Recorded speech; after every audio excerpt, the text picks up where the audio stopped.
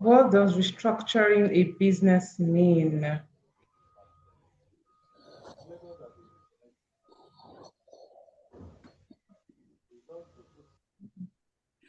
Fola, so what do you think we're talking about when I So, say we are restructuring a business?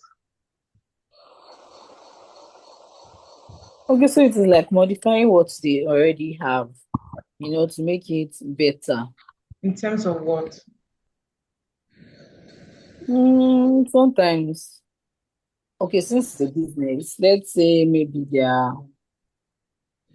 should I say their SOPs? Yes, it can be that. But let's say maybe towards the financial aspect, maybe a company is not getting as much sales as they have envisioned, okay, maybe for Q1, so we're entering Q2. So they might want to restructure to see how they will get better sales in this new period. They can bring about new things. Maybe they'll say they want to do more advert, or lower the price of some things, to draw the attention of more people like that. I Okay. think. Thank you, Blessing. Miss Miriam, Fola, praise. For me, I think restructuring is like a compound word that we involve the job analysis, job description, and job specification because someone who is an introvert might not be good for the position of a front desk person. So Okay. when and such a person can, and maybe I go to Genesis, I want to watch a movie, and the front desk, the salespeople, maybe one of them or even all of them might not be friendly. I might not want to go back there again to go and watch movies if I have other alternatives. So Okay. in restructuring, you have to look at the personality. Are these people perfect for the role they are taking, or do they need to be taken to another department and somebody else got their own? So that a profit that the company is looking for will not be tampered with. In fact, it's supposed to increase. So that's what I Okay. think restructuring is doing. Thank you. Any other contributions? Yes, Okay. please. Can you hear me? I would say, can you hear me? Yes, we can. I would say Yeah, restructuring a I bit think that restructuring is the overhauling or reorganization of an institution or Okay, in terms of reorganization of an institution. Thank you. Yes, praise.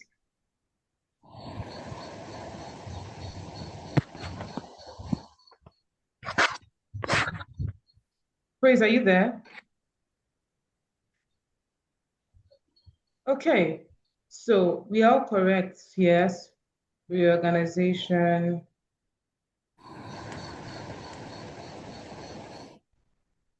Yes.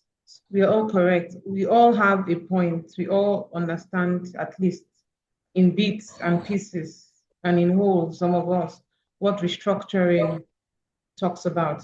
So basically, it's making changes, significant changes to how a company is maybe organized or how it operates.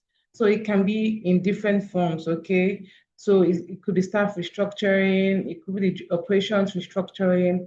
Restructuring can come in different bits and in different phases, okay? So we are all correct, yes. Um,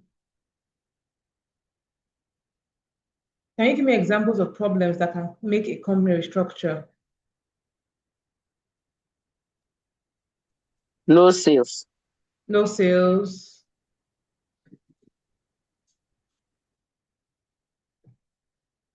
Yes. Is that all?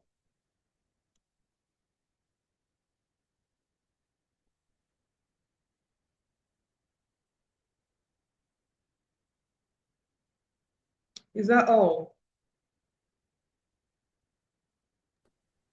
Please, can I get the question again?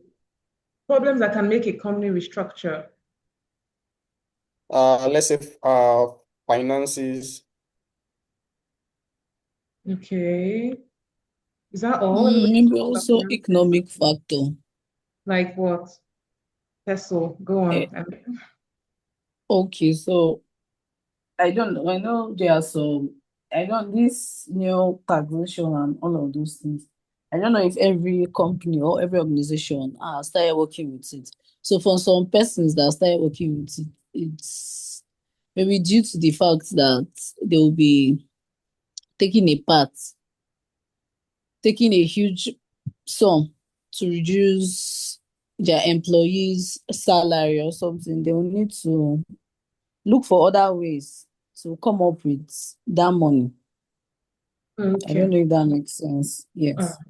So thank you. Makes sense. So So that company change is restructuring important. can happen for a lot of reasons. Yes. Staff performance. Maybe staff performance is poor. That will mean that, oh, there's something wrong. So we need to do something to that. Staff behavior could be poor too, not just even performance. Maybe they're performing well, but their whole attitude to work is somehow that's another reason for restructuring. Another reason for restructuring is just that, oh, okay, my company is here. I want to move my company from a 5 to a 10. To get to a 10, it's not because nothing is wrong. Everything is going well for 5 because our goal had been to be 5. But now we have 5. I don't want my business to be 5 anymore. I want it to be 10. So I need to take my business from what's it called? I need to take my business from being a 5 to being a 10. That would that cannot happen by magic. I'll have to do a lot of restructuring to get my people and get my organization to go from a 5 to a 10. So that's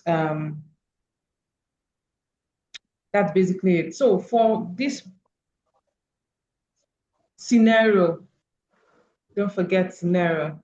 So for this scenario we're having, yes. So the complaint is an FCMG. You know what an FCMG is? Okay, there's an FCMG company, and the major complaint is staff are nonchalant. They come to work when very late and they're unbothered about it. They take too much time to do deliveries. So maybe when they're going to do one delivery, they take a lot of time. And the owner of the organization does not understand why they take a lot of time to do one delivery because their pace is slow. They're not able to cover as much. They're not able to make as much deliveries per day as they could have. So that's the major problem for this CEO. The staff are nonchalant and is affecting how they're delivering and everything. And of course, if they're not able to cover a lot of locations in one day, that means they're not making as much money as they will make.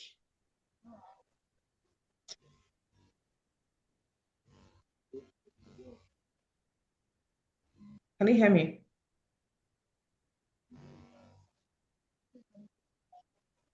Hello? Yes, Yes, we yes, we can. can. Did you lost me at any point? No. No, Okay, so they're not making as much money as they ought to make. So that's what it means. So what do you think? How do you think we can tackle this problem? What do you think, okay, how do you think we can tackle this problem? That's the first question.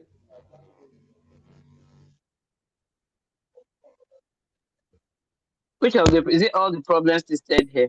Yeah, we're not solving only one, we're solving all the problems. So how can we tackle these problems? What do you think that this Let me start with company, the first one. okay? Like Okay, the so staff okay, go are on. nonchalant. Yes. Okay, they said that one of the concerns is that the staff are nonchalant. Mm-hmm. For me, we need to look at Hi, those that are the top, maybe sir. those that are Yes. supervisory or managerial positions. Mm-hmm. If a manager comes to work at any time he or she likes, you don't Mm-hmm. expect those that you are leading to come on time. That is one. So the leadership in that company has to be looked into. Are they actually following the company rules of the work culture in that place? Do they come on time? Do they keep to the company rules and regulations and all that? And then for late coming, I will suggest if the company can this there's this login card that when you come in you log in, and then the time you come is known, and the time you are leaving is known. If that is put in place, they'll be able to know that. And then when such a thing is put in place, there's penalty if you come late. They can give like maybe 15 minutes grace.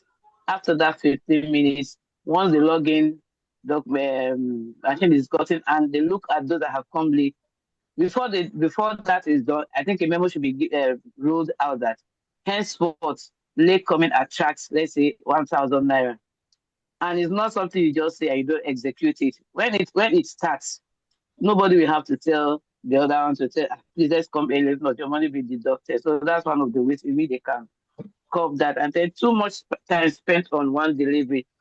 I think that a time frame should be given for each step. If an order is placed, the person in charge of carrying that order should be given me, like, let's say, 2 or 3 minutes. And each of those timelines are being checked and monitored so that we'll know at which point in time the delay was executed, was noticed. And then unable to cover many niche locations. For the delivery people, if an incentive, let's say, for example, if in a day you can make, let's say, 30, minimum is 30 deliveries, and you can maybe shoot over more than 30, let's do 35. And an incentive is given at the end of every month to add to their salaries. That will give them that morale to try to put in their best that if I can do up to 30 or even more, I'm going to get a kind of financial benefit. So these are ways in which I think we can solve some of these problems. Thank you, Mrs. Miriam. So I need reactions. Reactions to what she has said, or probably your own opinion.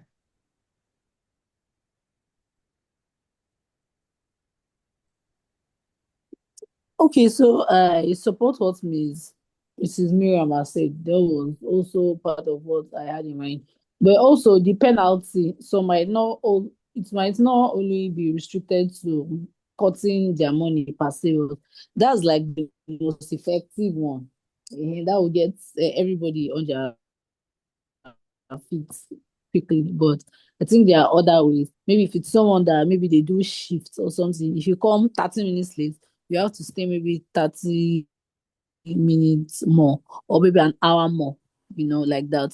That can also work. But basically, there should be a penalty so they know that, okay, we are serious about this.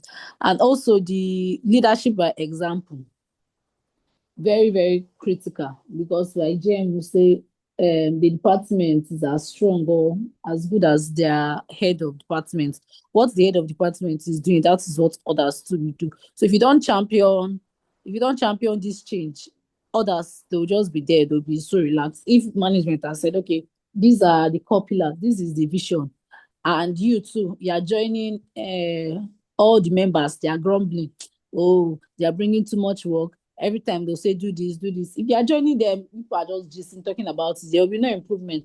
But when management has dropped an information, oh, champion this and all of this, if you put in the work and you do better, at least there are some persons that will take it up and follow you to take that step.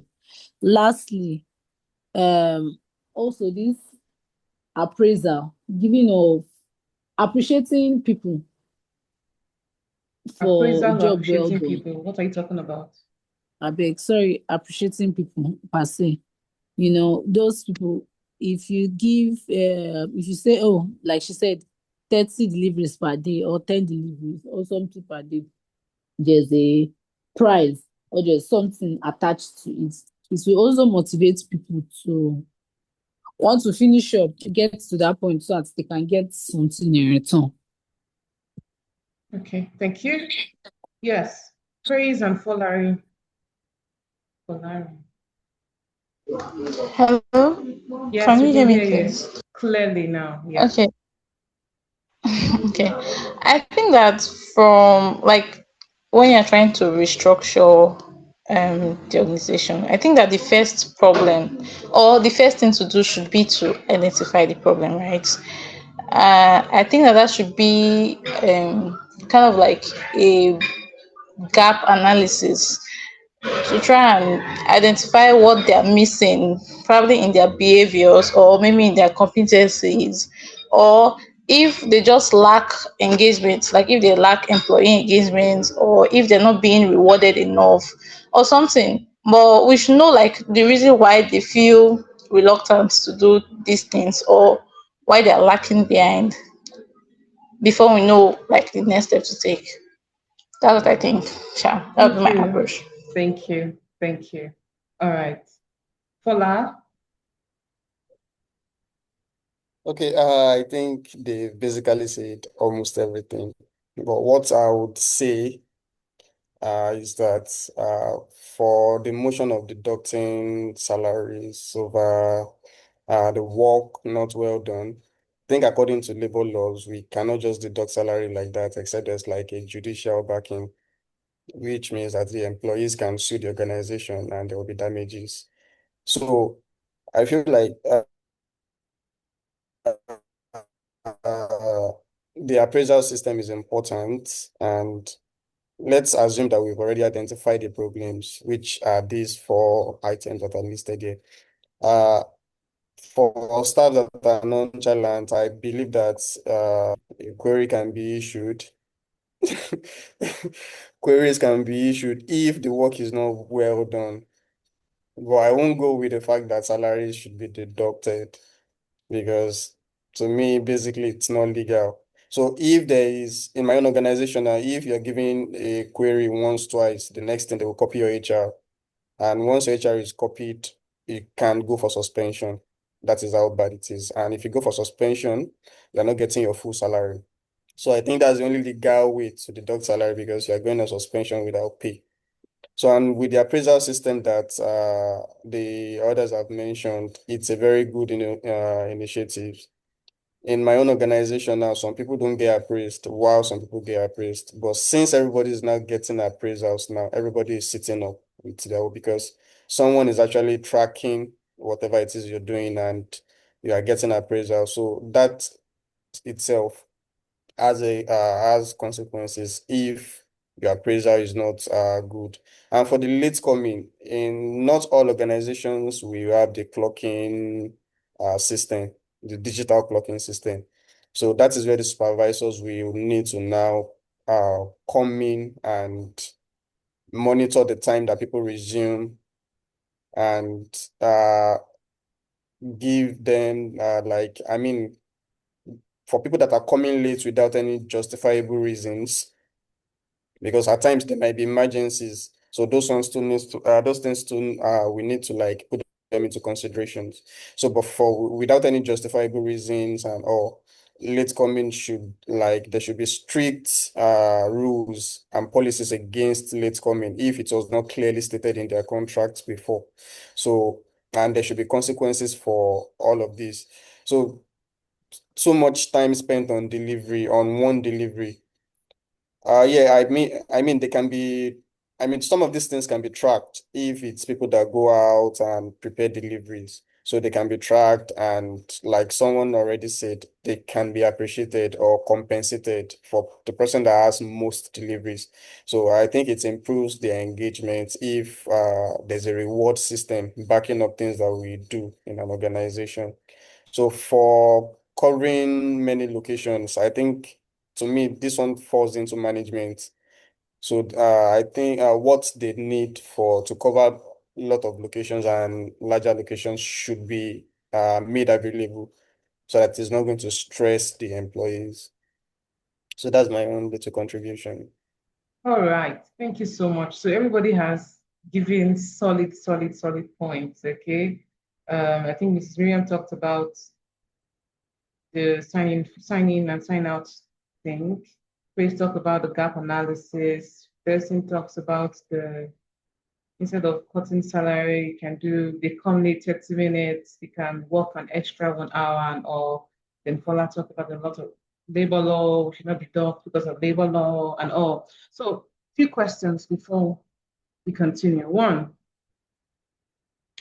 so the person that suggested 30 minutes late and then you work maybe 1 hour, 30 minutes later, who's going to, how are you going to supervise the person actually stay 30 minutes later?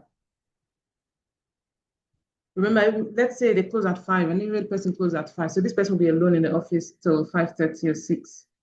So what are you going to do to ensure that one, this person actually stays back? Two, this person did not just stay back and just while away time, actually did some work. That's for, so it doesn't have to be Blessing that answers the question, but I'm just picking the questions from whatever they have said. So it doesn't have to be Blessing that answer the question. Then Fola, Hello. yes, please, go on. Everybody are person Come again. for this my emotion.